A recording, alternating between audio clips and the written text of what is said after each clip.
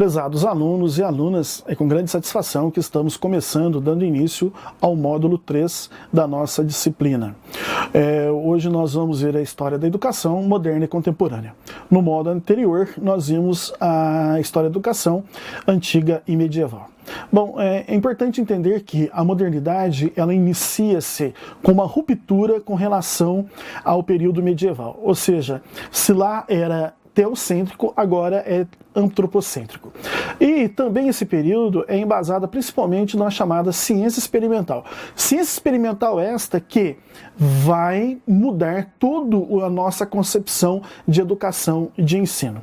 Bom, então a preocupação inicial dos modernos é organizar uma educação primária, secundária e superior frente às mudanças do mundo. Ou seja, preparar as pessoas para que elas tenham uma educação que correspondam realmente aos anseios daquelas mudanças que estavam ocorrendo no mundo.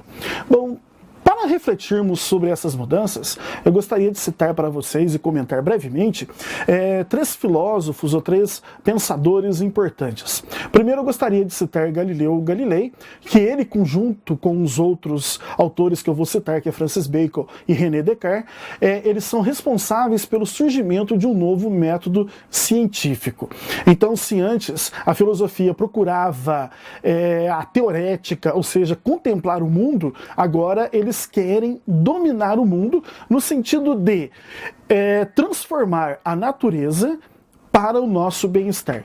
Poderíamos chamar isso de ciência moderna e até mesmo de técnica. Tudo aquilo que nós temos de tecnologia hoje, por exemplo, eu estou gravando esse vídeo, você está vendo aí na sua casa, você pode assistir no momento que você quer, inicia-se justamente com este período. Ou seja, nesse período tem-se a mentalidade da experiência científica de ir na natureza, dominar a natureza, transformá-la para o nosso bem-estar.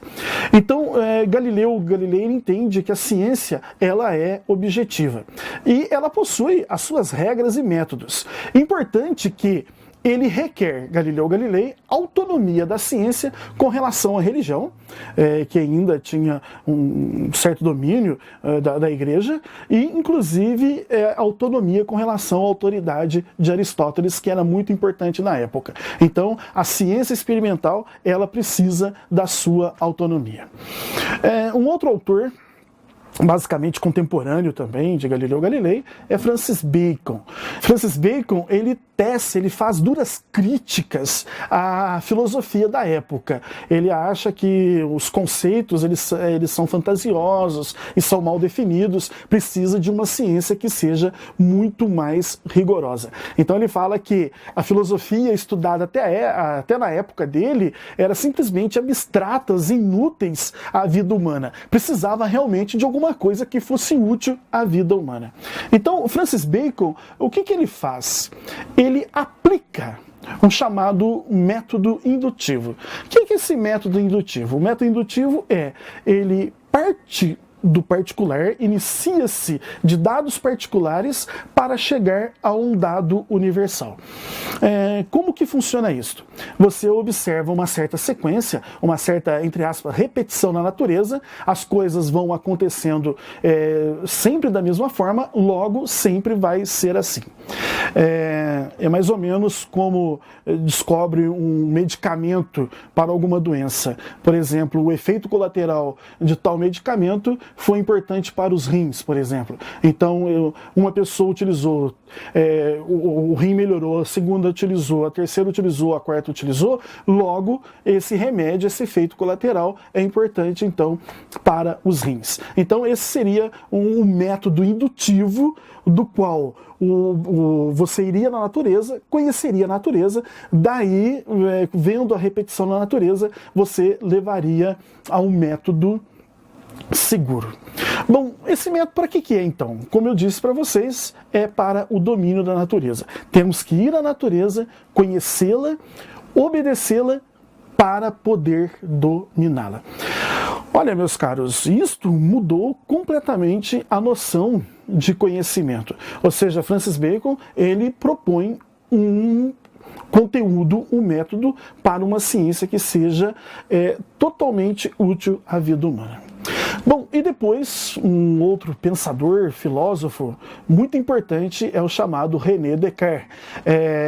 O nome dele em latim é Cartésius, daí que vem o método cartesiano, tão conhecido e às vezes tão odiado pelas pessoas, né? Então daí vem um nome método cartesiano. Bom, René Descartes ele estabelece um método que nós vamos ver logo a seguir, que é o chamado método metódico. Então, nesse método, existem 4 regras a ser seguida para que o conhecimento ele seja seguro. Bom, a primeira regra é da evidência, que para analisar alguma coisa, isso não deve ser feito com precipitação. Ou seja, quando você vai analisar alguma coisa, nunca faça com precipitação. Mas para ser verdadeiro, deve ser claro e distinto, e que não haja dúvida. Então, alguma coisa tem que ser evidente, esse é o primeiro, e não deve haver precipitação.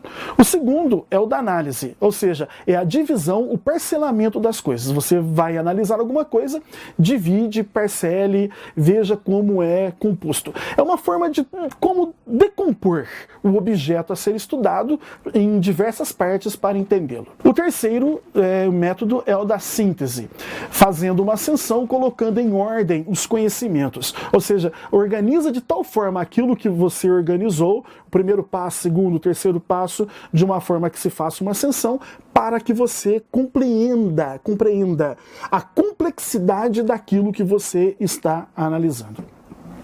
E o quarto são as enumerações para obter as minúcias na análise e revisão. Por que isto? Para não esquecer nada, para não omitir nada. Então tem que fazer enumerações, revisões o máximo possível para chegar a uma conclusão segura. Bom, como eu disse para vocês, isso vai levar à dúvida metódica. O que é essa dúvida metódica?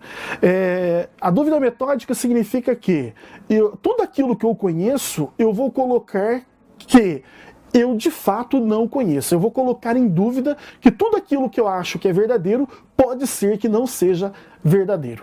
Daí que René Descartes, vocês vão ver aí na apostila, ele chega ao seu famoso cogito ergo sum. O que é isto? Penso, logo existo.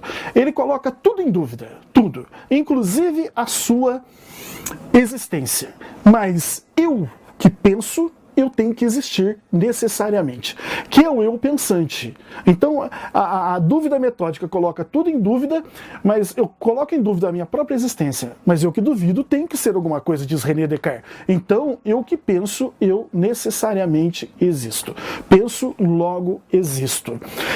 Isto nos diz respeito, por exemplo, a uma garrafa d'água, a um carro, porque ele não pensa, não existe. Não tem nada a ver uma coisa com a outra. Implica que é um subjetivismo no conhecimento. É o próprio sujeito que determina o conhecimento. O sujeito que diz se alguma coisa existe ou não. Então, o eu pensante, eu penso, logo existo. Eu que penso, eu tenho que existir necessariamente. Então, René Descartes, ele faz uma virada no conhecimento humano e o René Descartes, ele traz aquilo que nós chamamos de racionalismo. O que é o racionalismo? O racionalismo compreende que todas as coisas, para serem verdadeiras, para serem ditas como verdade, deve passar pelo crivo, pela exigência da razão. A razão deve dizer se alguma coisa é verdadeira ou não. Então, meus queridos, quando ele diz eu penso, logo existo, significa o quê? Todas as coisas podem não existir no mundo, mas eu que penso, eu tenho que existir. Então, quer dizer, o meu pensamento determina o meu conhecimento. E gostaria de fazer uma provocação. Depois ele vai ter que pensar, porque o eu pensante está se referindo à alma. Aí ele vai ter que pensar a respeito do mundo e do próprio corpo. Aí na apostila encontra-se, inclusive nos fragmentos, encontra essa resposta. Como que ele responde se o mundo existe ou não? E como que a razão, o racionalismo, vai dizer que o mundo existe ou não? E uma vez mostrando que o mundo existe, vai poder fazer ciência experimental, vai poder fazer uma ciência que seja útil à vida humana. Então, René Descartes é muito provocador. E só como curiosidade, René Descartes é considerado o pai da filosofia moderna, que poderíamos dizer que existe uma filosofia antes e uma filosofia depois de René Descartes. Muito obrigado.